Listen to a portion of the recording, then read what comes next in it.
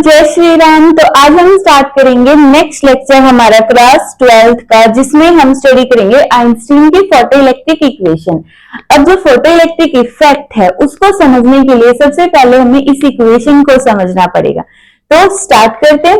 देखो, सबसे पहले प्लैंक्स में according to Planck's quantum theory, quantum theory की हेल्प से हमें ये पता चला कि लाइट के अंदर फोटॉन्स होते हैं। According to Planck's quantum theory, light consist of small tiny packet of energy, small tiny packet of energy. जो हमारा फर्स्ट लेक्चर था फोटोन के बारे में, वहां से इसको अच्छे से समझ सकते हो कि पैकेट ऑफ एनर्जी क्या होता है। जैसे हवा को हम गुब्बारे में भर देते हैं, ठीक है। हवा तो पार्टिकल की तरह हम ट्रीट नहीं करेंगे, लेकिन जैसे ही गुब्बारे में भरी उसको हमने पार्टिकल की तरह ट्रीट कर दिया कि एयर इन द बलून। तो इसी तरह energy in the packet, but actual में वो पैकेट नहीं है, ठीक है। वो एक एनर्जी, एक स्पार्क की तरह है। तो यहाँ पे फोटोन वाले लेक्चर से इसको अच्छे से समझ सकते हो। Light consist of small tiny packet of energy called quanta या फिर फोटोन, क्वांटा या फिर फोटोन बोलते हैं, जिसकी एनर्जी किसके इक्वल होती है, एक फोटोन की। एनर्जी ऑफ फोटोन, अगर हम एक फोटोन की बात करेंगे, सिर्फ एक फोटोन मतलब एक स्पार्क की, तो energy is equal to h nu, ठीक है। और अगर बहुत सारे फोटोन फॉल हो रहे हैं तो यहाँ पे बात हो जाएगी energy N H nu. Capital N, small n नहीं, कैपिटल एन। स्मॉल एन क्या होता है, number of photons per unit time, ठीक है। क्लियर। तो अभी देखो, जो आइंस्टीन ने अपनी फोटोइलेक्ट्रिक इक्वेशन दी थी उसके अकॉर्डिंग क्या था, जो टोटल एनर्जी है, टोटल एनर्जी ई किसके इक्वल हो जाएगी, अगर हम एक मेटल के ऊपर एनर्जी को फोल्ड करवा रहे हैं तो वो एनर्जी होगी ई। जो एनर्जी इलेक्ट्रॉन निकालने के लिए हमने मेटल पे फोल्ड करवाई है तो उस एनर्जी को हम बोलेंगे ई, ठीक है। उसके बाद ये जाएगी और यहाँ पे जो इलेक्ट्रॉन बाउंड है उसको तोड़ने के लिए जो एनर्जी लगाएगी उसको हम बोलेंगे वर्क फंक्शन। प्लस फिर अब इलेक्ट्रॉन अगर बाहर निकल रहा है, अगर ऊपर वाली सरफेस से है ना तब तो कोई दिक्कत है नहीं, बट अगर वो बिल्कुल नीचे से आ रहा है या बीच की लेयर्स में से आ रहा है तो उसको बीच की लेयर्स में से ऊपर तक आने में कोलिजन करना पड़ेगा। और जैसे ही कोलिजन किया कुछ एनर्जी वेस्ट हो गई, तो यहाँ पे हम वेस्ट एनर्जी बोल सकते हैं या फिर कोलिजन एनर्जी बोल सकते हैं। वेस्ट एनर्जी इन कोलिजन बोल सकते हो। प्लस अब वो इलेक्ट्रॉन यहां से निकल गया, इलेक्ट्रॉन यहां से निकला तो अब क्या उसके पास एनर्जी बचती है, इस मेटल से दूर भागने के लिए भाग जाएगा वो इस मेटल से दूर, तो ये दोबारा से मेटल पकड़ के वापस से ना अपने अंदर ले ले। तो जैसे ये दूर गया तो उसकी काइनेटिक एनर्जी।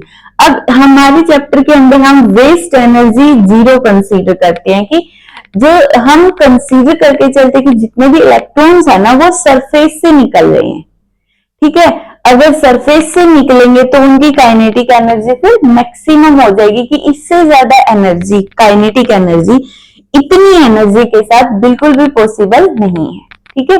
तो इस चैप्टर में हम वेस्ट एनर्जी को जीरो कंसीडर करेंगे, ठीक है। तो energy is equal to work function plus kinetic energy.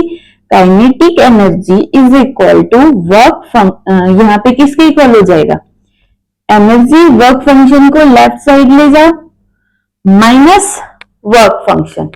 अब इसमें न्यूमेरिकल आएंगे, बहुत अच्छे खासे वाले न्यूमेरिकल, जिनको देख के माइंड ब्लैंक हो जाएगा ना, जिसने उस टाइप के क्वेश्चन पहले नहीं किए। इतने अच्छे अच्छे न्यूमेरिकल्स हैं, इजी हैं, बट दिखने में टफ लगेंगे, बाकी बहुत ही इजी है। तो यहाँ पे देखो काइनेटिक एनर्जी की जगह हाफ एम वी स्क्वायर, नहीं वी मैक्स। क्यों? क्योंकि हमने बोला है कि कोलिजन जो वहां पे वेस्ट एनर्जी हुई है वो जीरो है और इलेक्ट्रॉन बाहर की सरफेस से निकल रहे हैं। तो इसका मतलब जितनी एनर्जी है टोटल एनर्जी में से सिर्फ और सिर्फ वर्क फंक्शन वाली एनर्जी ही कंज्यूम हुई, बाकी सारी एनर्जी बच गई। तो इसका मतलब उसके पास मैक्सिमम एनर्जी बच गई भागने के लिए, कि उस मेटल से दूर भागने के लिए मैक्सिमम एनर्जी है। इसलिए इस काइनेटिक एनर्जी को हम मैक्सिमम काइनेटिक एनर्जी और उसकी स्पीड को मैक्सिमम स्पीड बोलते हैं। ठीक है, तो यहां से देखो अगर इसमें से हम यहां से ना कुछ न्यूमेरिकल्स बनेंगे, इसलिए इस फॉर्मूले को थोड़ा और खोल रहे हैं। फ्रीक्वेंसी की जगह मैं सी बाई लैम्बडा लिख सकती हूँ और न्यू नोट की जगह सी बाई लैम्बडा नॉट। तो यहां से h c common 1 by lambda minus 1 by lambda naught v max का स्क्वायर। ठीक है, अब जो ये काइनेटिक एनर्जी है ई वी नॉट, और वी नॉट क्या है? Stopping potential. स्टॉपिंग पोटेंशियल जो कि अभी नहीं समझ आएगा क्या है, नेक्स्ट लेक्चर इसी के ऊपर होगा। ये जस्ट वैसे लिखवा दिया कि ये भी हो सकता है charge multiply by stopping potential. ठीक है, clear? V naught stopping potential है, लेकिन ये फॉर्मूला तुम्हें ऑलरेडी पता है। कहां से? फर्स्ट यूनिट से। एनर्जी किसकी इक्वल होती है? चार्ज। वर्क डन किसके इक्वल होगा? फर्स्ट यूनिट में हमने पढ़ा हुआ work done. Work done is equal to charge multiply by potential difference. तो ये भी वही है, चार्ज इंटू पोटेंशियल डिफरेंस या इंटू पोटेंशियल लगा लो। वर्क डन मतलब एनर्जी, और यहाँ पे एनर्जी है काइनेटिक एनर्जी। ठीक है, हो गया। ये थी हमारे पास Einstein photo electric equation. Easy है बिल्कुल। अब इसके लॉज पढ़ते हैं, laws of photoelectric emission. Note down कर लिया?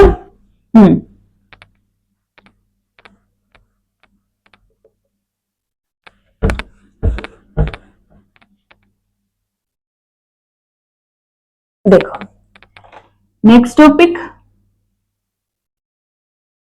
लॉज ऑफ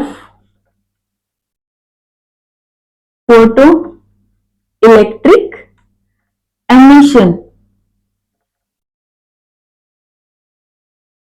इसके 4 लॉज हैं। सबसे फर्स्ट लॉ सिंपल से 4 लॉ है।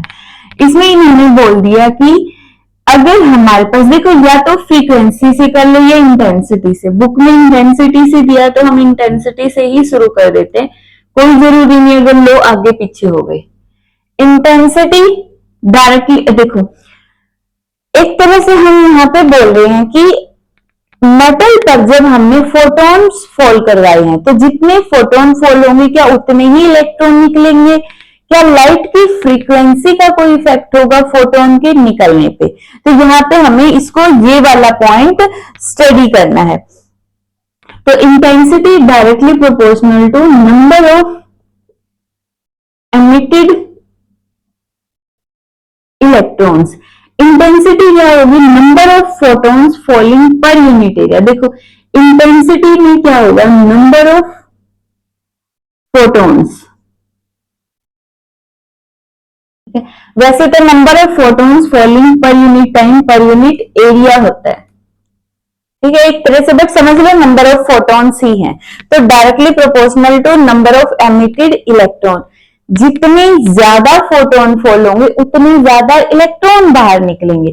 पर क्या वो नंबर सेम होगा? अगर हम बोले कि 25 फोटोन फॉल हो रहे तो क्या वो 25 इलेक्ट्रॉन बाहर निकालेंगे? तो बिल्कुल भी नहीं। जो फोटोन का नंबर है और इलेक्ट्रॉन का नंबर है वो इक्वल हो ऐसा जरूरी नहीं होता। बट हाँ, अगर फोटॉन्स गिर रहे हैं तो इलेक्ट्रॉन्स निकलेंगे, कम निकलेंगे। ठीक है, क्यों? क्योंकि मे बी जो ये फोटोन फॉल हो रहे उनकी एनर्जी बस थोड़ी सी वर्क फंक्शन से हल्की सी ऊपर है और वो सरफेस के नीचे वाले इलेक्ट्रॉन को निकालने लग गई, तो नीचे एनर्जी चलेगी, इलेक्ट्रॉन निकले क्यों चली जाएगी नीचे, ऊपर से क्यों नहीं निकले। अब माइंड में क्वेश्चन आएगा ना कि लाइट गिर रही है, सरफेस पे गिर रही है, तो वो नीचे जाएगी क्यों, सरफेस के सारे इलेक्ट्रॉन को उड़ा के फिर जाएगी अंदर। तो बट एटम के अंदर तो मोस्टली स्पेस खाली होता है, और इसमें है क्या, एटम ही तो है, हमें दिख रहा है ये सॉलिड है, बट इसके अंदर बहुत सारा स्पेस खाली है। इसमें इलेक्ट्रॉन्स रिवॉल्व कर रहे हैं अपनी ऑर्बिट में। अगर हम बहुत ही हाई रिजोल्यूशन वाले माइक्रोस्कोप से देखेंगे तो इसमें बहुत सारा स्पेस खाली दिखेगा, हमें ऐसा लगेगा कि हम पता नहीं क्या पकड़े हुए, मार्कर नहीं है, इसमें बहुत सारा स्पेस खाली भी है। ठीक है, तो यहाँ पे अगर वो खाली स्पेस से होते हुए लाइट चली गई नीचे, नीचे चलो ठीक है, इलेक्ट्रॉन ने एब्जॉर्ब कर लिया मान लेते हैं, उसके बाद इलेक्ट्रॉन जैसे ही ऊपर की तरफ आएंगे तो वो क्या करेंगे, कोलिजन को फेस करेंगे, और मे भी उनकी एनर्जी खत्म हो जाए, कोई इलेक्ट्रॉन निकले ही ना। तो जरूरी नहीं है निकले, बट हाँ हो सकता है, पॉसिबल है कि जितने फोटोन गिरेंगे नंबर ऑफ एमिटेड इलेक्ट्रॉन्स गिरेंगे। और अगर तुम्हें ये पॉइंट समझ नहीं आया तो फोटो इलेक्ट्रिक इफेक्ट भी समझ नहीं आएगा। तो बिल्कुल ध्यान से डिफरेंस समझोगे कि नंबर ऑफ एमिटेड इलेक्ट्रॉन्स सिर्फ और सिर्फ डिपेंड करते हैं उसकी इंटेंसिटी के ऊपर। अगर यहाँ पे हम फ्रीक्वेंसी की बात करें तो उसे इलेक्ट्रॉन्स का इतना कोई लेना देना है नहीं। अभी डिफरेंस अभी क्लियर करवाऊंगी। पता चल गया कि intensity directly proportional to number of emitted electrons. Second point, अगर फ्रीक्वेंसी लेस देन है थ्रेशोल्ड फ्रीक्वेंसी के, अगर फॉलिंग फ्रीक्वेंसी जो लाइट गिर रही है उसकी फ्रीक्वेंसी कम है थ्रेशोल्ड फ्रीक्वेंसी से, तो इसका मतलब देखो हमारी इक्वेशन क्या थी, h nu minus h nu naught is equal to maximum kinetic energy. अगर न्यू की वैल्यू न्यू नॉट से कम हो गई तो क्या होगा, kinetic energy negative, that means kinetic energy becomes negative. If frequency is less than threshold frequency, that means according to laws of photoelectric emission या फिर according to Einstein photoelectric equation, kinetic energy becomes negative, which is not possible. ये English में जो मैंने बोला है इसका अंदर ये तुम लिख सकते हो यहाँ पे, क्योंकि थ्योरी अब तुम सिर्फ मैथमेटिकल टर्म तो लिखोगे नहीं, तो जो मैंने बोला है इसको लिख लेना है यहाँ पे। ठीक है, क्या लिखोगे अब यहाँ पे, if frequency is less than threshold frequency then according to Einstein photoelectric equation kinetic energy becomes negative, which is not possible, which is not possible। तो इसका मतलब क्या होगा, that means no photo electron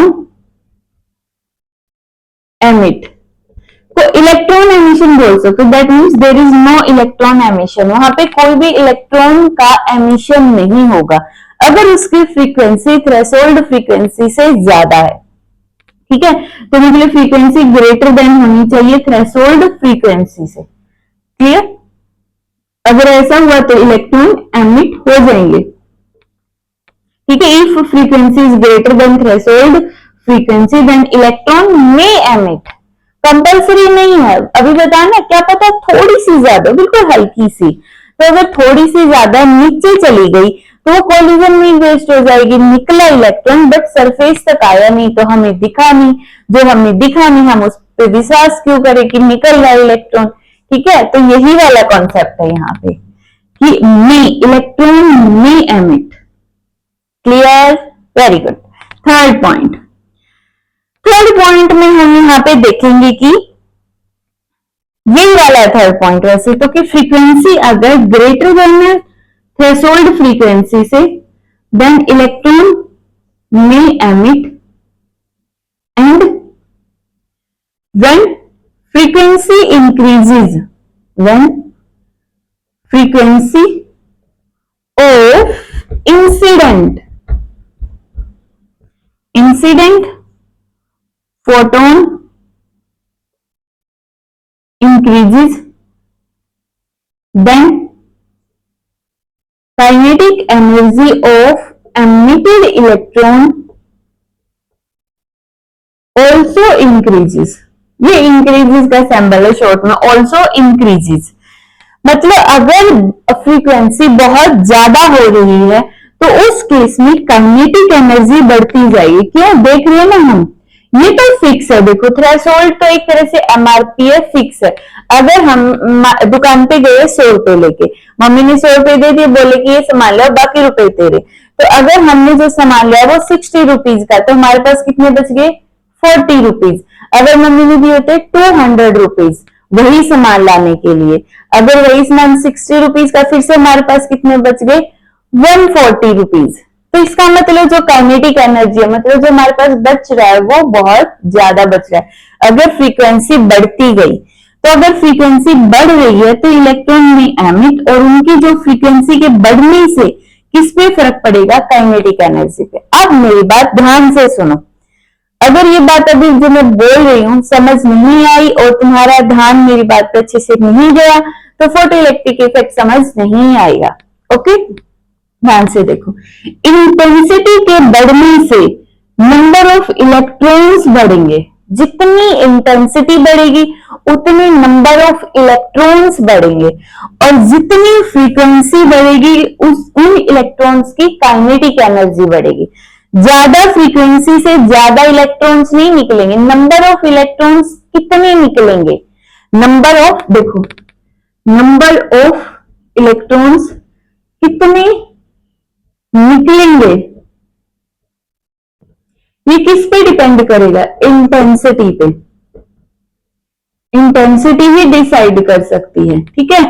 और उन इलेक्ट्रॉन्स की kinetic energy कितनी होगी? काइनेटिक एनर्जी कितनी होगी ये कौन डिसाइड करेगा? उसकी frequency, falling frequency, falling frequency, ठीक है। Falling frequency. तीनों पॉइंट क्लियर हो गए। अगर यहाँ पे हम बोले कि इंटेंसिटी के बढ़ने से क्या काइनेटिक एनर्जी बढ़ेगी? तो बिल्कुल भी नहीं बढ़ेगी। तो यहाँ पे कितनी हाई इंटेंसिटी ले लें, काइनेटिक एनर्जी पे कुछ खास सा फर्क नहीं पड़ने वाला है, ठीक है। खास सा क्या, बिल्कुल ही फर्क नहीं पड़ेगा, समझ लो, ठीक है। तो हम क्या बोलेंगे कि इंटेंसिटी से नंबर ऑफ इलेक्ट्रॉन पे फर्क पड़ता है और फ्रीक्वेंसी से काइनेटिक एनर्जी पे। अगर ये दो पॉइंट क्लियर है तो ही नेक्स्ट लेक्चर समझ आएगा, वरना नहीं आएगा। क्लियर? ओके, चलो देखो नेक्स्ट नोट कर लो।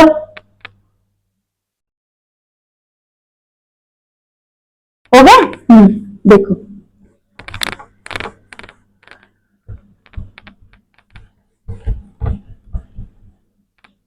अब हमारा फोर्थ लॉ है टाइम लैग के ऊपर।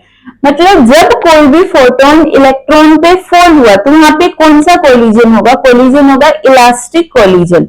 मतलब यहाँ पे क्या होगा, जैसे फोटोन गिरा इलेक्ट्रॉन पे, चाहे वो सरफेस पे या इनर वाले अंदर की तरफ हो, तो फोटोन अपनी सारी एनर्जी इलेक्ट्रॉन को देके वहां से एकदम से बाहर हो जाएगा। सारी एनर्जी फोटोन एकदम से दे देगा और इलेक्ट्रॉन एकदम से बाहर आ जाएगा। तो यहाँ पे कोई टाइम लैग नहीं है। जैसे फोटोन गिरा इलेक्ट्रॉन बाहर, हमें दिखेगा नहीं, फोटोन ऐसे दिखेगा हमें आता हुआ कि फोटोन गिरा और इलेक्ट्रॉन निकला, फोटोन गिरा और इलेक्ट्रॉन निकल रहा है। ऐसा नहीं कि फोटोन गिरा, अच्छा ठीक है इलेक्ट्रॉन निकला, नहीं। जो हम देख सकते हैं उसके अकॉर्डिंग फोटोन आ रहा है और इलेक्ट्रॉन्स निकल रहे हैं, ठीक है। फोटोन सरफेस पे गिरा, इलेक्ट्रॉन निकले, ठीक है। फोटोन गिरा, इलेक्ट्रॉन निकल गए। हमारे अकॉर्डिंग तो वो पहले ही निकल जाएंगे, हमें दिखेगा कि वो तो पहले ही निकल गए, ठीक है। बट एक्चुअल में गिरा, एनर्जी दी और निकल गया। यहाँ पे देखो कितना टाइम लगेगा, मतलब कितना हम टाइम लग मान सकते हैं। कल वाले लेक्चर में हमने बताया था 10⁻⁻10 सेकेंड, ठीक है। तो अब देखो यहाँ पे हम लिखेंगे when photon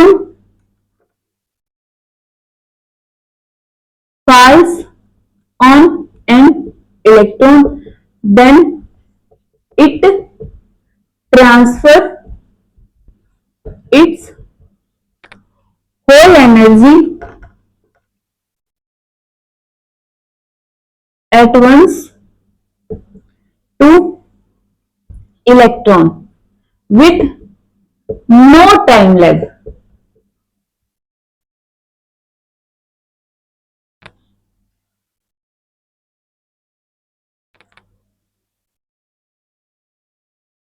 Time lag and their collision is elastic. अब इस लाइन को तुम कहीं पर भी फिट कर सकते हो कि उनका कोलिजन इलास्टिक होगा कि when photon falls on electron then elastic collision takes place and photon transfer its total energy to electron with no time lag, hence there is no time lag of electron emission. Electron के emission में कोई time lag नहीं होगा और यहाँ पे कितना time लगेगा 10 raised to the power minus 10 second. Means electron emitting 10 raised to the power minus 10 second. हमारे लिए तो 1 सेकेंड का तो फिर भी हम डिटेक्ट कर सकते कि चलो ठीक है 1/10 का भी डिटेक्ट कर सकते, बट इससे ज्यादा 1/100, 1/1000, 1/10,000, 1/1 लाख तो ये हम डिटेक्ट नहीं कर सकते और इसलिए ये तो 1/10 की पावर 10 है तो इसको हम कैसे डिटेक्ट कर पाएंगे। तो हमारे अकॉर्डिंग फोटोन गिर रहा है उसके साथ ही इलेक्ट्रॉन निकल के भाग गया, फोटोन के गिरते ही इलेक्ट्रॉन भाग गया। ठीक है, ये हमारे 4 laws of photoelectric emission के थे। अभी हम इसके न्यूमेरिकल करेंगे, देखो नोट करो।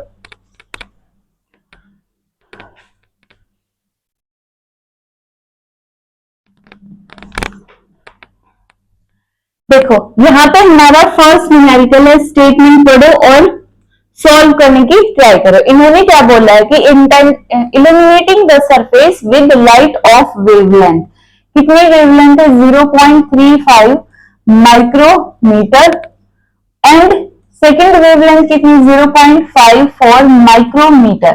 माइक्रोमीटर मीन्स यहाँ पे हम बात कर सकते, देखो पहले इसको सॉल्व करवा देते हो। वेवलेंथ मीन्स अगर मैं बोल दू 35 into 10 raised to the power, micro का मतलब -6 और डिवाइड बाई 100 बोल सकते हो। ठीक है, अब यहाँ पे इसको ऐसे भी छोड़ सकते हो वरना हमें पता है कि इसको हम एंगस्ट्रॉम में सॉल्व करते हैं। ठीक है, 1 मिनट के लिए बस समझो मैं क्यों कर रही हूँ, उसका रीजन अभी कैलकुलेशन में पता चलेगा। अगर मैंने 100 से ऊपर मल्टीप्लाई कर दिया 100 से नीचे तो कितना है 3500 10 raised to the power minus 10, इसको मैं लिख सकती हूँ 3500 एंगस्ट्रॉम, 5400 एंगस्ट्रॉम। नहीं करना ऐसे तो सिंपल इसको ऐसे लेके भी सॉल्व कर सकते हो। ठीक है, कोई प्रॉब्लम नहीं है। It was found that corresponding maximum velocity of photon have a ratio to find work function of metal। Work function of metal का बताओ।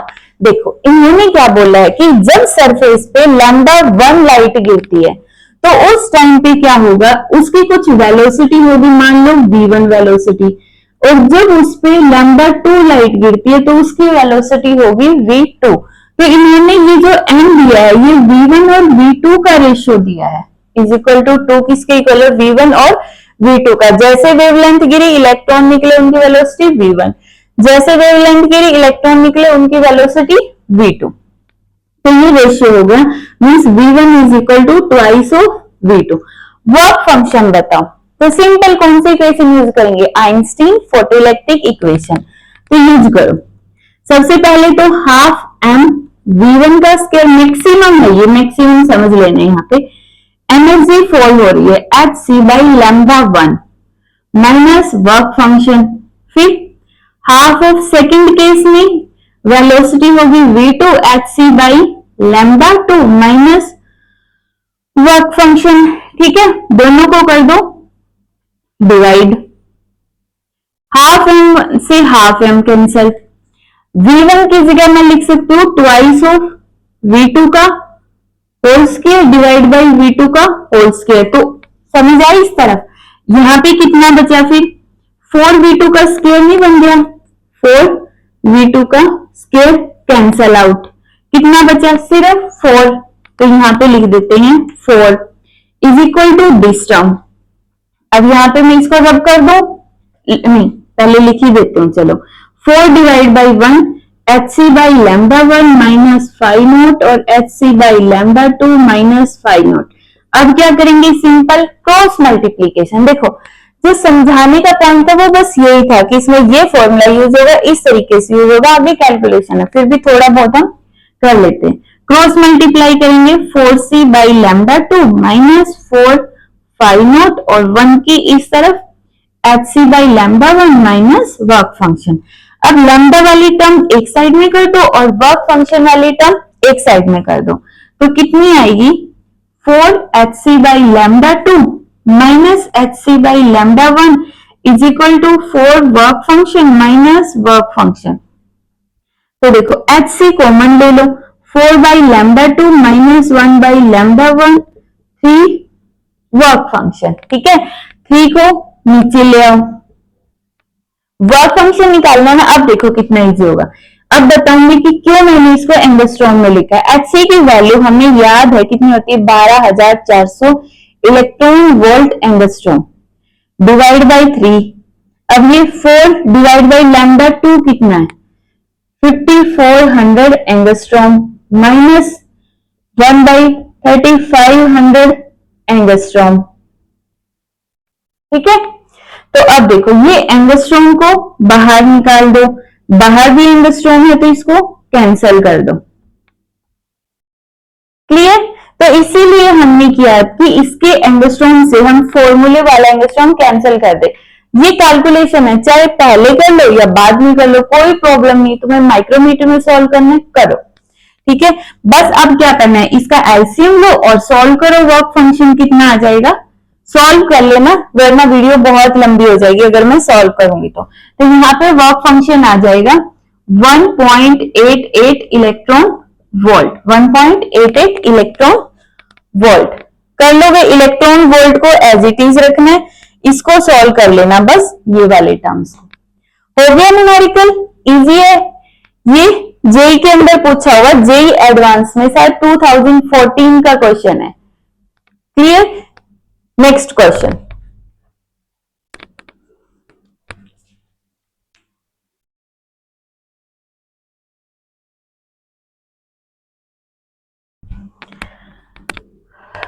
देखो अब ये सेकंड क्वेश्चन है, इसको देख के एक बार के लिए लगेगा बहुत ही टफ क्वेश्चन है, नहीं होगा, बट बहुत इजी क्वेश्चन है। दिखने में टफ है वरना इस क्वेश्चन में कुछ है ही नहीं। देखो इन्होंने क्या दिया हुआ है कि लाइट को हम डिस्क्राइब करते हैं एक इक्वेशन के थ्रू, जो किसके इक्वल है, E 100 वोल्ट पर मीटर और ब्रैकेट के अंदर है साइन 5 इंटू 10⁻15 पर सेकेंड, ब्रैकेट के बाहर t प्लस साइन 8 इंटू 10⁻15 पर सेकेंड t। ठीक है, अब कोई भी लाइट फॉल हो रही है जिसकी एनर्जी को हम इस तरह से डिस्क्राइब किए हुए हैं। ठीक है, उसके बाद इन्होंने बोला है कि falls on a metal surface having work function, work function भी है 2 electron volt, calculate the maximum kinetic energy. ठीक है, बताओ कितनी होगी, ट्राई करो क्वेश्चन। ओके, कर लिया होगा ट्राई, तो कुछ बच्चों ने तो निकाल दिया होगा। इजी है, जिसने +1 का सिलेबस किया है तो उसके लिए बहुत इजी है। जिसने +1 को बस निकाल दिए कि किसी तरह निकल जाए तो उसको थोड़ा सा टफ लगेगा। बाकी क्वेश्चन इजी है, उसको देख के टफ लगेगा।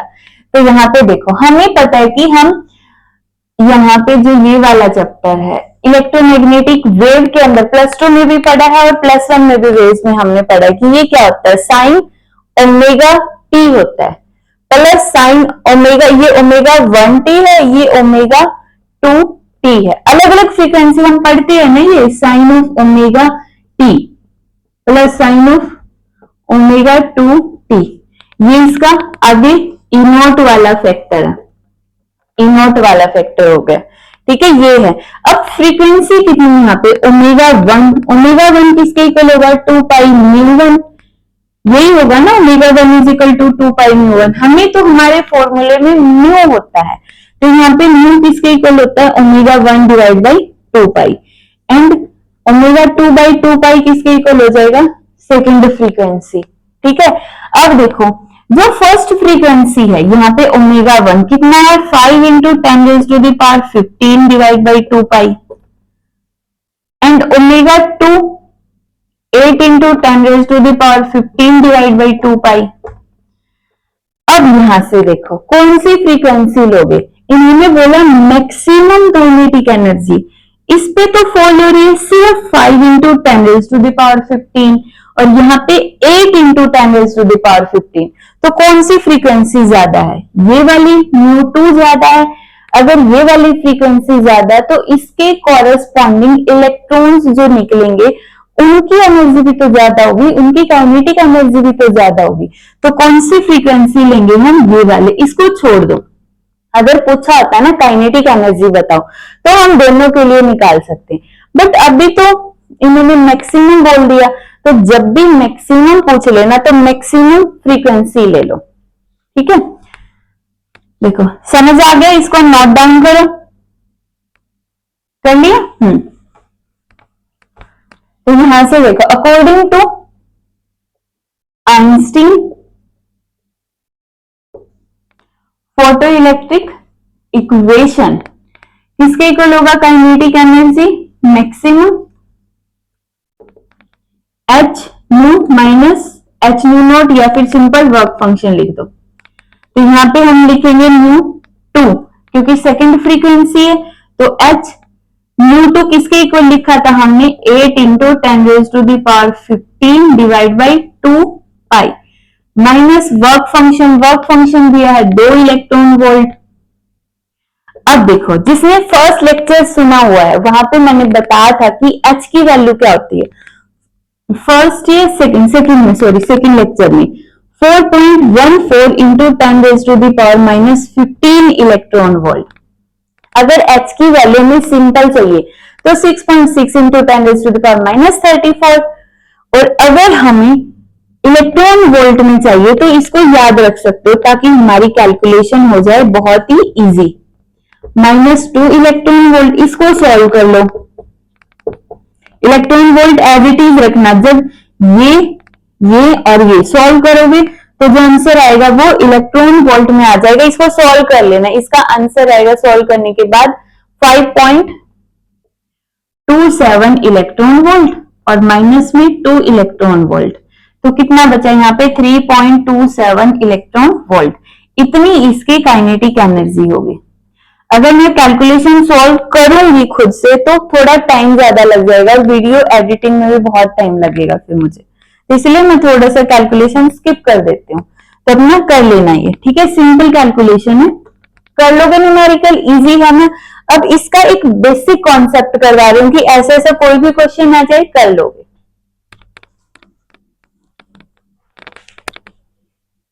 देखो नेक्स्ट क्वेश्चन है हमारा थर्ड क्वेश्चन, हिंट मैंने दे दिया, ये रहा हिंट, ये क्वेश्चन रहा हमारे पास, करो। देखो अब यहाँ पे जो इन्होंने इलेक्ट्रिक फील्ड दिए E not 1 plus cos omega t sine not बाहर ले लिया। अब बताओ कितनी उसकी काइनेटिक एनर्जी होगी और उसकी फ्रीक्वेंसी बताओ, कोरेस्पॉन्डिंग फ्रीक्वेंसी बताओ कि किस फ्रीक्वेंसी के with respect to kinetic energy maximum होगी। तो सॉल्व करो सबसे पहले, क्योंकि हम डायरेक्ट तो नहीं कर सकते, यहां से ओमेगा यहाँ पे मल्टीप्लाई में होगा। पहले सॉल्व करो E not sine omega t plus E not sign omega not T और कोस ओमेगा टी, बन गया। अब ये फॉर्मूला होता है, फर्स्ट वाली टर्म तो एज इट इज रहेगी, सेकंड वाली टर्म पे फॉर्मूला लगा दो, साइन ए कोस बी का होता है ना, साइन ए प्लस बी प्लस साइन ए माइनस बी। मेडिकल वालों को नहीं पता होगा, नॉन मेडिकल वालों को पता होता है, मैथ्स वालों को पता है। यहाँ पे फॉर्मूला अपना कर दो, sine of omega not plus omega, उसको अब देखो plus sine omega not minus omega, इसको तुम उल्टा भी कर सकते हो। अगर कोस ओमेगा टी पहले ले लिए, साइन ओमेगा टी बाद में कर दिया, तो ओमेगा माइनस ओमेगा टी भी बोल सकते हो, डिपेंड करता है तुम ए किसको बोल रहे हो, बी किसको बोल रहे हो, उससे कोई फर्क नहीं पड़ेगा। अब देखो यहाँ पे फ्रीक्वेंसी कितनी है, ओमेगा नॉट, मतलब फ्रीक्वेंसी किसके इक्वल बचेगी, 2 पाई फर्स्ट फ्रीक्वेंसी। यहाँ वाले फॉर्मूले में फ्रीक्वेंसी कितनी है, टी है, यहाँ पे टी है, टी मत छोड़ देना मेरी तरह। तो यहां से फ्रीक्वेंसी कितनी निकलेगी, omega not plus omega divide by 2 पाई। यहां से फ्रीक्वेंसी कितनी निकलेगी, omega not minus omega divide by 2 पाई। खुद बताओ कौन सी फ्रीक्वेंसी ज्यादा है, ऑब्वियसली ये वाली फ्रीक्वेंसी ज्यादा है ना, इसमें ऐड हो रही है दो टर्म, इसमें सिंगल है और इसमें सब्ट्रैक्ट हो रही है। न्यू टू सबसे स्मॉल है और न्यू टू सबसे बड़ी है, न्यू थ्री सबसे स्मॉल है और ये सबसे बड़ी है। तो ज्यादा फ्रीक्वेंसी ये है, तो इसके कॉरेस्पॉन्डिंग जो काइनेटिक एनर्जी होगी वो भी कैसी होगी, मैक्सिमम होगी। तो कर सकते हैं, इसका जनरल सा क्वेश्चन है जो पहले क्वेश्चन हमने करवाया था। अभी नेक्स्ट क्वेश्चन देखो,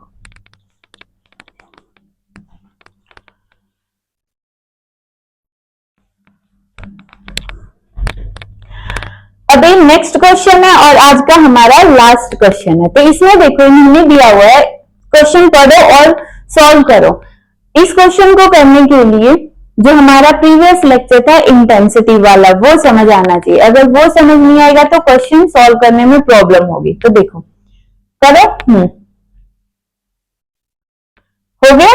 हाँ देखो इन्होंने क्या बोला है कि a 40 watt UV light source of wavelength, 40 volt power दे दी, वेवलेंथ दे दी है इन्होंने।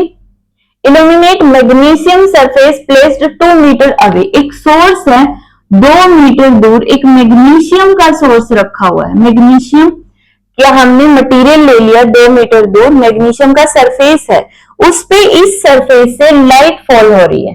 क्या फॉल हो रही है, लाइट फॉल हो रही है। तो सबसे पहले इन्होंने पूछा determine number of photons per unit time, number of photon पर यूनिट टाइम, या फिर बोल दो स्मॉल एन निकालना है, स्मॉल एन। तो फॉर्मूला क्या था हमें पता है, फॉर्मूला क्या था, power is equal to N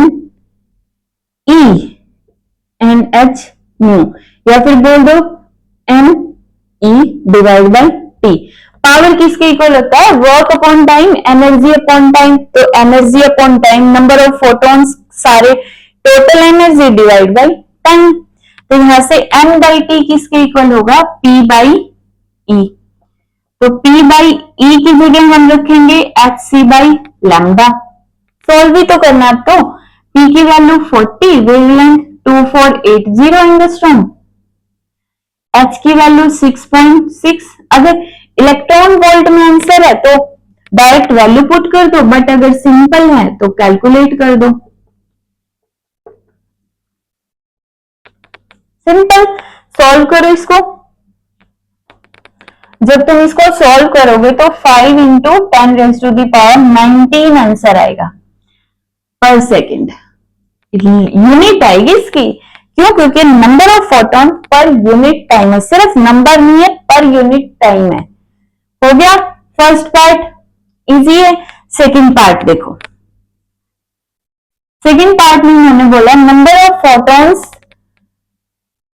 पर unit time per unit area. तो अभी एन डैश निकालना है या फिर सिंपल n2 n1 n2 मान लो, जो भी बोल रहे हो।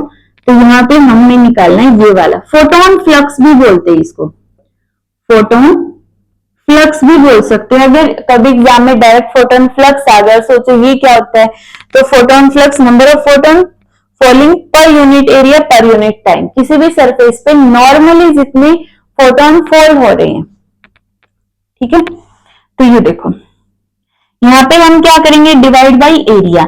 सबसे पहले इस टर्म को तो हम सॉल्व कर चुके हैं, 5 इंटू 10⁻19 डिवाइड बाई एरिया। अब इंपॉर्टेंट है, देखो अब समझो, ये जो सोर्स है इससे जो लाइट निकल रही है वो कुछ ऐसे एक सर्कल में निकल रही है, बिल्कुल भी नहीं सर्कल में नहीं, स्फीयर में निकलती है, 3D में है ना। अगर मैं ये सोर्स ले लूं तो इससे जो लाइट निकली ऊपर भी गई, तुम्हारी तरफ भी आई, मेरी तरफ भी आई, लेफ्ट में भी गई, राइट में भी गई, नीचे भी गई। तो एक स्फीयर नहीं बन गया इसके चारों तरफ, एक फुटबॉल की तरह लाइट का एक स्फीयर बन गया है। ठीक है, अब ये जो मैग्नीशियम सरफेस है, इन्होंने इसको एक यूनिट एरिया बोल रहे हैं कि इसका एरिया कितना यूनिट है। तो पूरे सरफेस का जो सोर्स का, पूरे सोर्स का जो एरिया है वो एक स्फीयर का एरिया है। तो टोटल एरिया तो होगा 4πr²। देखो जो पूरा एरिया है वो किसके इक्वल होगा, 4πr²। अब ये जो सरफेस है, समझना इस बात को कि इस सोर्स से जो लाइट निकल रही है वो एक गोले की फॉर्म में निकल रही है, मतलब एक बड़ा स्फीयर है। उस स्फीयर पे ही कहीं पे मैग्नीशियम का सरफेस रख दिया। फुटबॉल पे एक पॉइंट रख दो, बस फुटबॉल पे अपनी एक फिंगर रख लो।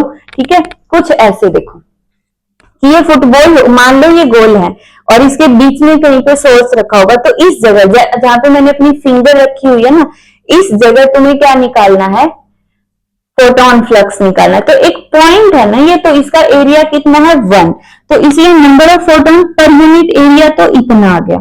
अगर ये एक पॉइंट ना हो के इसका कुछ एरिया होता तो मल्टीप्लाई में आ जाता हमारा वो एरिया। क्यों? क्योंकि हम सिंपली कैसे करते हैं कि मान लो इतने एरिया में फ्लक्स कितना है, एरिया A1 में फ्लक्स है, एरिया A1 में फोटोन फ्लक्स इतना है, 1 में कितना होगा, डिवाइड बाई A1। और जो मैग्नीशियम सरफेस का एरिया है, मान लो A2 है तो मल्टीप्लाई बाई A2। यही करते हैं ना हम। यहाँ पे A2 को इन्होंने 1 बोल दिया है, इसलिए मैंने सिर्फ 4πr²। और इस सरफेस स्फीयर का जो रेडियस है वो ये डिस्टेंस होगी 2 मीटर, तो r² की जगह कितना आ जाएगा, 2 का स्क्वायर। आई होप मैंने क्लियर करवा दिया है और तुम्हें क्लियर हो गया है। नहीं हुआ तो दोबारा से वीडियो को बैक करके सुनो, गारंटी के साथ बोल रहा हूं, आ जाएगा समझ में, इजी है बहुत। अब इसको सॉल्व करो, 4π की वैल्यू पुट करो, 2 का स्क्वायर 4। जब सॉल्व करोगे तो इसकी वैल्यू आएगी हमारे पास 9.9 इंटू 10⁻17। ठीक है, फोटोन फ्लक्स की यूनिट पर सेकंड पर यूनिट एरिया। क्लियर? दोनों पार्ट हो गए, सेकंड पार्ट भी हमने निकाल दिया है। अब इसके बाद हमें निकालनी है काइनेटिक एनर्जी। पहले इन दोनों पॉइंट्स को लिखो, फिर मैं रब करूंगी। हो गया? चलो अब रब करते हैं, थर्ड पार्ट करते हैं। थर्ड पार्ट में काइनेटिक एनर्जी निकालनी है सी पार्ट के अंदर। तो हमें पता ही maximum kinetic energy is equal to E minus work function, E hc by lambda minus work function magnesium का 3.86 इलेक्ट्रॉन वोल्ट। सिंपली ये हमें पता है 12,400 electron volt angstrom, wavelength 2480 angstrom minus 3.86 electron volt. Angstrom से एंगस्ट्रॉम कैंसिल। इस term को solve कर लो, 1 minute में हो जाएगी। सॉल्व करने के बाद आंसर आएगा 5, तो 38 कितना आंसर आ जाएगा, 1.32 इलेक्ट्रॉन वोल्ट। मैं दोबारा बोल रही हूँ, कैलकुलेशन पहले सॉल्व कर चुके थे, इसको मैं ऐसे लिख रही हूँ ताकि वीडियो ज्यादा लंबी ना हो और मुझे भी एडिटिंग में दिक्कत ना हो।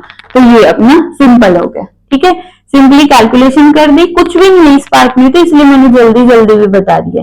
काइनेटिक एनर्जी निकालनी, सब कुछ तो दे रखा है। नेक्स्ट पार्ट देखो, ये तो बहुत इजी है, लैम्डा नॉट मैक्सिमम। कैसे निकालोगे, ट्राई करो, फटाफट हो जाएगा। Work function is equal to hc by lambda naught, lambda naught is equal to hc by work function. hc 12,400 electron volt angstrom और वर्क फंक्शन 3.86 इलेक्ट्रॉन वोल्ट।